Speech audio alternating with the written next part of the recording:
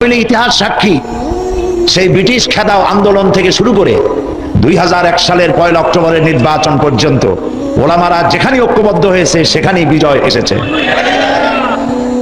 আমরা লক্ষ্য করে দেখেছি আফগানিস্তান যুদ্ধ করলো রাশিয়ার সাথে, এটি একটি অসম যুদ্ধ ছিল। আমার ভাষা আমি তখন বলতাম যে যুদ্ধ হচ্ছে নবজাতক শিশুর সঙ্গে সিন্দাবাদের বিরাট দৈত্যের সাথে। ওদের মডার্ন অস্ত্রপাতি আর আফগান মুজাহিদদের কাছে হলো নূহ আলাইহিস সালামের জামানায় বন্যায় ভিজানো গাদা বন্দুক, এই দিয়ে তারা লড়লেন। সেই লড়াইয়ে দেখা গেল রাশিয়ার মতো বিশাল দৈত্য কুপকাত হয়ে গেল, আর আল্লাহ তাআলা আফগান মুজাহিদিনদেরকে জিতিয়ে দিলেন। কেন দিয়েছিলেন? কারণ যুদ্ধ যখন লাগলো তখন সবাই পালানো শুরু করলো। ওই দেশটা জঙ্গল আর পাহাড় দিয়ে ভরা, সব পাহাড়ের জঙ্গলে সব পালাতে শুরু করলো। পালাই গিয়ে দেখলো ওলামারা সব এক জায়গায় এসে গেছে। ওই সব ওলামা যারা একজন আর একজনকে দেখতে পারে না, দেখলেই রুমাল দিয়ে মুখ ঢাকে, সালাম দিলে জবাব দেয় না। ফতোয়া দিয়েছিল সে কাফের 5 কারণে, উনি কাফের 3 কারণে, আর উনি কাফের 17 কারণে। এদেরকে যারা কাফের না মনে করে তারাও কাফের। আর ওই সব কাফের মরে গেলে তাদের কবরের উপর যে ঘাস হয় সেই ঘাস যে গরুতে খায় সে গরুও কাফের। এই রকমের ফতোয়াবাজি যারা করছিল তারা পাহাড়ে জঙ্গলে সব একজনের সঙ্গে আরেকজনের দেখা হয়ে গেল, সালাম করলো, কোলাকুলি করলো। ব্যাপারটা ছিল এরকম, একজন বলছিল যে আমার ছেলেরা গেল মামু বাড়ি, মেয়েরা গেল নানা বাড়ি, বউ গেল তার বাপের বাড়ি, আমি গেলাম আমার শ্বশুর বাড়ি, যাই দেখি আমরা সব এক জায়গায়। এখন জঙ্গলের ভিতরে গিয়ে আলেম ওলামা, সুন্নি বেদাতি, এইটা সেইটা সব এক জায়গায় হয়ে গেছে, কোলাকুলি শুরু হয়েছে। বললো যদি এই কোলাকুলি আগে করতাম তাহলে তো রাশিয়ার ভূত আমাদের ঘাড়ে চড়তে পারতো না। সুতরাং 9 বছর যুদ্ধ চললো। এই 9 বছরের অসম যুদ্ধে ওলামাদের ঐক্যের কারণেই আল্লাহ পাক আফগানের মুসলমানদেরকে ইসলামী রাষ্ট্র প্রতিষ্ঠার সুযোগ করে দিয়েছিলেন।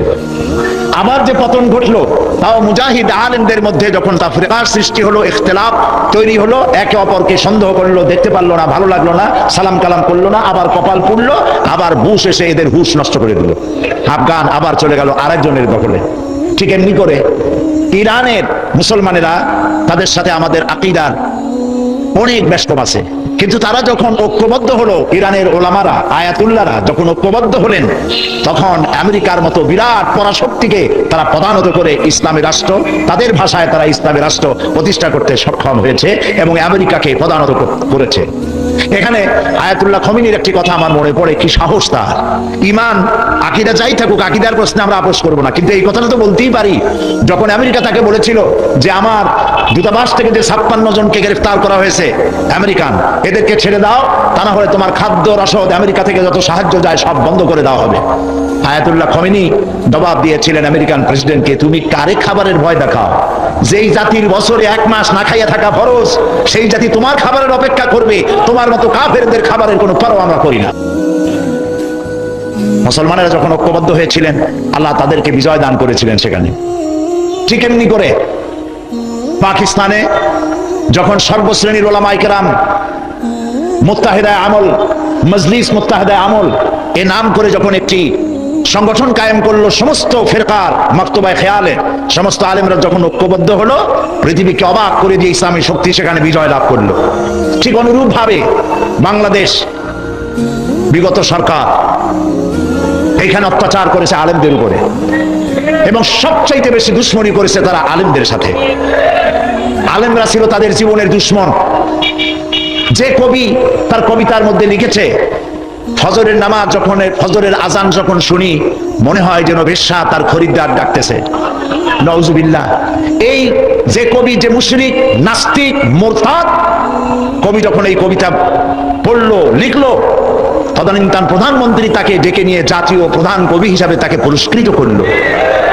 আর যে লোকটি হাদিস পড়ালো, 50 বছর ধরে হাদিসের ছাত্র বানালো দেশ জুড়ে, সেই শাইখুল হাদিসকে গ্রেফতার করে চোর আর ডাকাতদের মধ্যে রেখে দিল।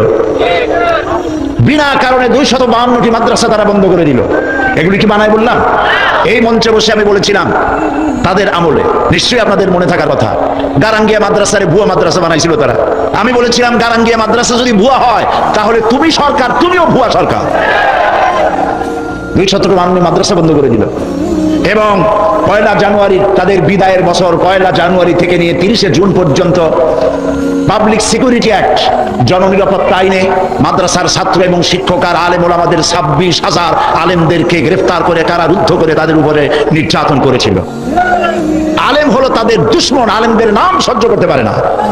আর নাস্তিক মোরতাদ যারা, বুদ্ধিজীবী নামের মোরতাদ যারা, এরা তাদের কলিজার টুকরা মাথার উপর উঠায় রাখে।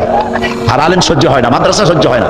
সমস্ত কওমি মাদ্রাসাগুলি হরকতুল জিহাদ বানাবার, বোমা বানাবার আড্ডাখানা বলে তারা বলেছিল, প্রচার করেছিল। বাইতুল মোকাররমের মসজিদের ভিতরে ঢুকে মুসল্লিদেরকে পিটাইয়া মসজিদে মুসল্লিদের রক্ত দিয়ে লাল করে দিয়েছিল মসজিদকে। এগুলি বানানো কথা। এই সব অত্যাচারে অত্যাচারিত হলো দেশের জনতা, বিশেষ করে আলেম ওলামা। আমাদের মাথায় যে টুপি, এই টুপিটা কার? ফুরফুরা পীর সাহেবের টুপি, শর্ষিনার টুপি, জামাত ইসলামের টুপি, কার টুপি? নবী করিম সাল্লাল্লাহু আলাইহি সাল্লামের দেওয়া উপহার, মুসলমান পুরুষদের জন্য টুপি।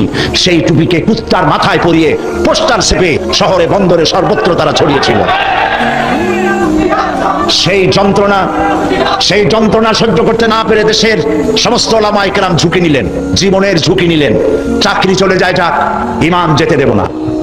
ঐক্যবদ্ধ হয়ে গেল সারা বাংলাদেশের আলেম ওলামা, পীর বুজুর্গ, এবং ঐক্যবদ্ধ হয়ে তারা আন্দোলন শুরু করলো।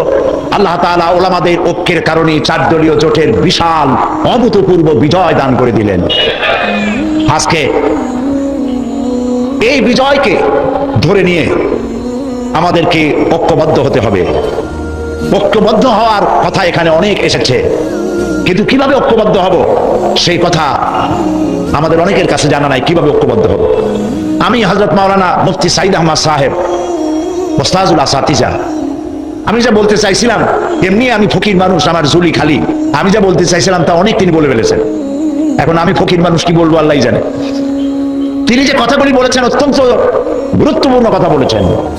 এদেশে ওলামাদের ঐক্য নাই, এ কথা ঠিক নয়। ওলামাদের ঐক্য বহুলাংশে প্রতিষ্ঠিত হয়েই গেছে, আলহামদুলিল্লাহ। এখন আগের মতো অত ফতোয়াবাজি নাই, এখন ঐক্যের প্ল্যাটফর্ম গড়ে উঠতেছে, আলহামদুলিল্লাহ বলি। মার এসেছে পৃথিবী জুড়ে, মারের চোখে ঐক্যবদ্ধ হওয়াই লাগবে। বুশ মারা শুরু করেছে, এ মার আমাদের পাওনা ছিল। এটা আজকে বলতেছি, আপনাদের কানে কানে বলতেছি। বুশের আশা খারাপ হয় নাই, আশা দরকার ছিল। ওয়ামা আসাবাকুম মিন মুসিবাতিন ফাবিমা কাসাবাত আইদিকুম। মার খাইতেছো 2 হাতের কামাইয়ের কারণে। একজনে বিবাহ করছিল, কিন্তু বউ তার কাছে আসে না। 1 মাস 2 মাস 3 মাস চলে যায়, বেচারা খুব অসহায় হয়ে পড়লো। এত টাকা খরচ করলাম, তারপরে তাবিজের শরণাপন্ন হলো, দোয়ার শরণাপন্ন হলো, কোনো কাজ হয় না। সর্বশেষ এক বুজুর্গ ব্যক্তির কাছ থেকে চিনি পড়া নিয়ে পানির মধ্যে ঢুকাইয়া খাওয়াইছে। রাত দুপুর 2:30-3টা বাজে হঠাৎ করে বউ গলা জড়ায় ধরছে স্বামীর। স্বামী বলছে যে আল্লাহ, এই শেষের হুজুরের চিনি বড়া কামে লাগছে। বউ কয় যে কি চিনি বড়া কামে লাগছে? পরে চোর ঢুকছে, তাই ভয়তে গলা জড়ায় ধরছে। বাড়িওয়ালা বলতেছে, স্বামী বলতেছে, আয় চোর, मैं तुझे खैर मकदम कहता हूं, तू हर रोज मेरे घर पे आया कर। তুই আমার বাড়িতে রেডিও টেলিভিশন ফ্রিজ আছে সব নে, প্রত্যেকদিন আসবি, তাহলে আমার প্রিয়াকে আমার গলার সাথে পাবো। কাজী বুশ আর আসার কারণে আর যাই হোক, একটা কাজ তো হয়েছে। পৃথিবীর 130 কোটি ঘুমন্ত সিংহ জাগ্রত হয়েছে, আল্লাহু আকবার। আমরা আমাদের শত্রুকে চিনেছি। শত্রু চিনতে পারেন নাই? আমরা আমাদের শত্রুকে চিনেছি। ঐক্যবদ্ধ হতে হবে। আজ ঐক্যবদ্ধ হতে পারলেই আমরা আল্লাহ তাআলার সাহায্য পাবো। আর সাহায্য এখন এই জন্য পাই না যেহেতু হক কথা বলি না। হযরত মাওলানা মুফতি সাঈদ আহমদ সাহেব, আল্লাহ তাকে হায়াতে তাইয়্যিবা সেহাতে কুল্লিয়া দিন, শিরক এবং বিদআতের বিরুদ্ধে এক বজ্র কঠিন কণ্ঠস্বর আল্লাহ তাকে দান করেছেন, কোরআন হাদিস দিয়ে বোঝাবার। দেশে আজ তাওহীদের বিরুদ্ধে কাজ চলছে, শিরকের ছড়াছড়ি চলছে। আমরা কথা বলছি না চাকরির ভয়, যে কথা তিনি বলেছেন। ইমামতি চলে যাবে, ওয়াজের দাওয়াত হবে না, নইলে কেন কথা বলতে পারি না? মাইজ ভান্ডারী, সুরেশ্বরী, চন্দ্রকোনা যা হয় সব শিরক এবং বিদআতে ভরা। আজ বলা হচ্ছে দিন দুনিয়ার মালিক বাবা ভান্ডারী, নাউযুবিল্লাহি মিন যালিক। এই কথা যারা বলে আর যারা এই কথা বিশ্বাস করে 100% সলিড মুশরিক। শিরকের মধ্যে ডুবে গিয়েছে গোটা জাতি। আপনারা কেন কথা বলছেন না? মসজিদে কথা বলুন, চাকরি চলে যাক। ময়দানে কথা বলুন, চাকরি চলে যাক। রাসূলুল্লাহ যেখানে দান মোবারক শহীদ অবস্থায় উঠবে আল্লাহর দরবারে, যেখানে রাসূলের কলিজার টুকরা মা ফাতেমার নয়নের মণি ইমাম হোসেন সমস্ত শরীরের মধ্যে অসংখ্য তীরের দাগ নিয়ে আল্লাহর দরবারে উঠবেন, হযরত হামজা কলিজা ফাটা অবস্থায় আল্লাহর দরবারে উঠবেন, সাহাবায়ে কেরাম রক্তাক্ত দাগ নিয়ে আল্লাহর দরবারে উঠবে, তখন নাদুস নুদুস চেহারা নিয়ে আল্লাহ রাসূলের সামনে কিভাবে দাঁড়াবে? প্রয়োজন হলে জেলে যান, প্রয়োজন হলে মার খান, এই মাজারের বিরুদ্ধে কথা বলুন, এইসব ভণ্ড অলিদের বিরুদ্ধে কথা বলুন। বাইরের দেশ থেকে সাজাইয়া মূর্খ এক লোককে এনে নাহনুমায় শরিয়াত বানানো হয়েছে এই দেশে। দেখা জানে না, পড়া জানে না, ইলেম নাই, কালাম নাই, তার নিজের দেশের কেউ তাকে চেনে না। মানুষদেরকে ধোঁকা দেওয়ার সুযোগ আর নাই। থামেন, সোজা দেওয়া, ধোঁকা দেওয়া বন্ধ করে দিতে হবে। আজ পীর পূজা, মাজার পূজায় গোটা দেশ শিরকের মধ্যে মুবতালা হয়ে যাচ্ছে। কথা বলতে হবে, জীবনকে বাজি রাখুন, কথা বলুন। আল্লাহর ওলিরা আসছিলেন, যে জিনিস যত ভালো তার নকল বেরোয় তত তাড়াতাড়ি। পীর মুরিদি খারাপ জিনিস ছিল না। হযরত খাজা মঈনুদ্দিন চিশতি রহমাতুল্লাহ আলাইহি একদিকে পীর মুরিদি করেছেন, আর একদিকে পৃথিরাজের বিরুদ্ধে তিনি লড়াই করেছেন এবং সেই যুদ্ধ করে গোয়ালিয়র, পান্ডুয়া এবং আজমিরে মুসলিম রাজত্বের সূত্রপাত করেছেন, যা মোহাম্মদ ঘুরির মতো বাদশার পক্ষেও সম্ভব হয় নাই। মুজাদ্দাদিয়া তরিকার পীর হযরত মুজাদ্দিদ আল-ফিসানি রহমাতুল্লাহ আলাইহি সম্রাট আকবর এবং জাহাঙ্গীরের বিরুদ্ধে লড়াই করে তিনি কারাবরণ করেছেন। শাহজালাল রহমাতুল্লাহ আলাইহি গৌর গোবিন্দের বিরুদ্ধে লড়াই করেছেন। হযরত খান জাহান আলী রহমাতুল্লাহ আলাইহি লড়াই করেছেন। এখনো ফিলখানা আছে বাগেরহাটে, বলা হয় পিলখানা, আসলে নাম হলো ফিলখানা। হাতির যুদ্ধ হয়েছিল সেখানে। তারা শুধু হাত পাকা এরকম নেন নাই, এরকম মানুষকে দিয়েছেন। তারা বিরাট বিরাট পুকুর খনন করেছেন, মানুষের পানির ব্যবস্থা করেছেন, সুপ্রিয় পানির ব্যবস্থা করেছেন, মসজিদ গড়েছেন। যারা আজকে বিভিন্ন জায়গায় ওরসের দাবি করেন, হিন্দু মুসলমান পাইকারি দরে গিয়ে গাঁজা খায়, মদ খায় এবং মাজারে গিয়ে সেজদা দেয়, নাউজুবিল্লাহ, নাউজুবিল্লাহ। মাজারে কি চান? মুসলমানদের সাথে মাজারের কিসের সম্পর্ক? মুসলমানদের সম্পর্ক হবে মসজিদের সাথে। আর আল্লাহর ওলিদেরকে আমরা সম্মান করি। ওলি হচ্ছেন তারা যারা নাকি কথা বলতে গিয়ে জেল খাটেন, জরিমানা দেন, শুধু পকেট ভর্তি করে টাকা নেন না, কথা বলতে গিয়ে জেল জরিমার মুখোমুখি হন, ফাঁসির মঞ্চে গিয়ে দাঁড়ান, তারাই হচ্ছেন সত্যিকারের ওলিউল্লাহ। আর যারা পয়সা করি কামাই করেন, হক কথা বলেন না, হক কথা গোপন রাখেন, শুধু কদম বুসিয়ার মানুষের টাকা নিয়ে তৃপ্ত হন, তারা ওলিউল্লাহ নয়, আদুবুল্লাহ। গোটা জাতিকে এই কথা আজ বলতে হবে। আমাকে লোকেরা বলে, মাঝে মধ্যে বলে যে উনি পীরের বিরুদ্ধে কথা বলে না।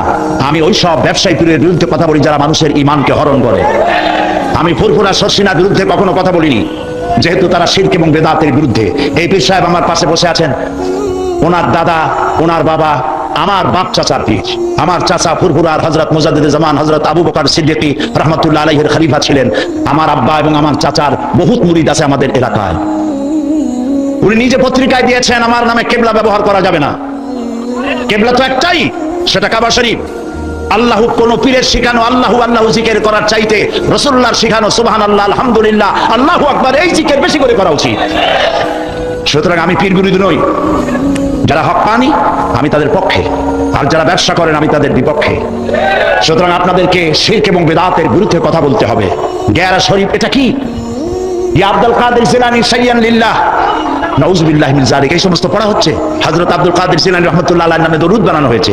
এই মঞ্চে আমি বলেছিলাম, আজকে যদি বড় পীর সাহেব কুতুবে রব্বানী মাহবুবে সুবহানী শেখ মহিউদ্দিন আব্দুল কাদের জিলানী রাহমাতুল্লাহ আলাইহি বেঁচে থাকতেন, এই গিয়ারা শরীফ যারা করে জুতা দিয়া মুখের উপরে তিনি পিটাতেন। সুতরাং বেদাতকে ছেড়ে দিতে হবে, বেদাতের বিরুদ্ধে বজ্র কণ্ঠ হয়ে জীবন দিয়ে কথা বলতে হবে। তাওহীদের পক্ষে কথা বলুন, শিরকের বিরুদ্ধে আর বেদাতের বিরুদ্ধে কথা বলুন। সেই সাথে আমি 5টি কথা বলতে চাই যা আপনারা করবেন। আপনারা জানেন, জানা কতগুলি স্মরণ করিয়ে দিই। তাওহীদ প্রতিষ্ঠার পক্ষে কথা বলুন, শিরকের বিরুদ্ধে, বেদাতের বিরুদ্ধে কথা বলুন এবং নারীর অধিকারের কথা বলুন। কারণ আজকে বলা হয় ইসলাম নারীকে পর্দার মধ্যে ঢুকাইয়া তাদেরকে অধিকার থেকে বঞ্চিত করেছে। না, পৃথিবীতে ইসলাম নারীকে যে অধিকার দিয়েছে এই অধিকার পৃথিবীতে কেউ দিতে পারে নাই। পাশ্চাত্য নারীকে পুরুষ বানাইয়া নারীর অধিকার দিয়েছে, আর ইসলাম নারীকে নারীর মর্যাদায় রেখে পুরুষের সমান অধিকার দিয়েছে। আমি সে কথা আগামীকাল রাত্রে বলবো এখানে ইনশাআল্লাহ। সুতরাং নারীর অধিকারের কথা বলুন, অমুসলিম নাগরিকদের অধিকারের কথা বলুন। ইসলাম যে অমুসলিম নাগরিকদের ব্যাপারে কথা বলেছে, সাম্প্রদায়িক সম্প্রীতির কথা বলেছে, সেই কথাগুলিও আপনারা বলুন। এবং নিজের জ্ঞানকে, এই সব কথা বলার জন্য নিজের জ্ঞানকে শানিত করতে হবে, নিজের জ্ঞানকে সমৃদ্ধ করতে হবে। কিতাবুত তাওহীদ পড়ুন, আকীদাতুত তাহাবিয়া পড়ুন। নিজের আকীদা কেমন হওয়া উচিত, রাসূলের প্রতি, সাহাবায়ে কিরামদের প্রতি এবং আল্লাহর ওয়াহদানিয়তের প্রতি, তার জাতের প্রতি আকীদা কেমন হওয়া উচিত, এসব কিতাবপত্র, হাদিস, কোরআন বেশি করে পড়ে মানুষের কাছে এই কথাগুলি আমরা যত বেশি বলতে পারবো ততই আমাদের জন্য কল্যাণ হবে।